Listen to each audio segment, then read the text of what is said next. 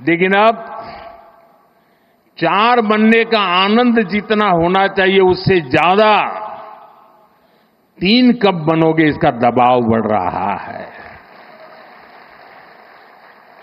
अब देश इंतजार करने को तैयार नहीं है, और अगर कोई ने इंतजार करने के लिए कहा तो पीछे से नारा आता है, मोदी है तो मुमकिन है।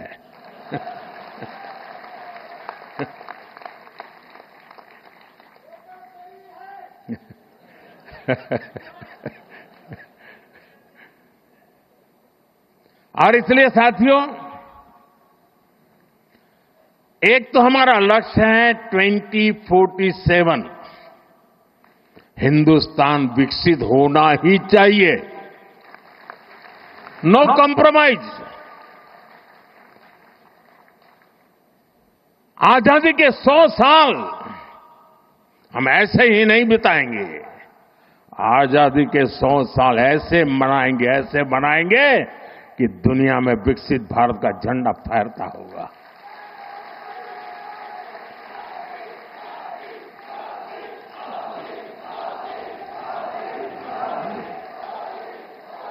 अब कल्पना कीजिए 1920, 25, 30, 40, 42 उस कालखंड में चाहे भगत सिंह हो, सुखदेव हो, राजगुरु हो, नेताजी सुभाष बाबू हो, वीर सावरकर हो, श्यामजी कृष्ण वर्मा हो, महात्मा गांधी हो, सरदार पटेल हो, इन सब ने जो भाव पैदा किया था और देश के जन मन में आजादी की ललक न होती, आजादी के लिए जीने मरने की प्रतिबद्धता न होती, आजादी के लिए सहन करने की इच्छा शक्ति न होती, तो शायद 1947 में आजादी नहीं मिलती।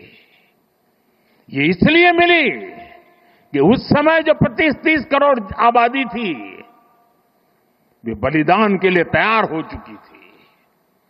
अगर 25-30 करोड़ लोग संकल्पबद्ध होकर के 20 साल 25 साल के भीतर भीतर अंग्रेजों को यहां से निकाल सकते हैं, तो आने वाले 25 साल में 140 करोड़ लोग विकसित भारत बना भी सकते हैं दोस्तों।